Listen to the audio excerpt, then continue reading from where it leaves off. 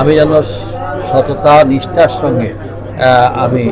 আমাদের যে কর্মসূচি আছে, আমি একজন মন্ত্রী হিসাবে নয়, আমি জনগণের একজন সেবক হিসাবে যেন আমি কাজ করতে সর্বস্তরের জনগণের প্রতি কৃতজ্ঞতা প্রকাশ করছি। তাদের এই মূল্যায়নের কারণে ডে ওয়ান থেকে আমাদের এই সিলেট মহানগর এবং আমাদের জেলার সর্বস্তরের নানা পেশার মানুষের যে স্নেহ মমতা এবং তারা বারবার আমাকে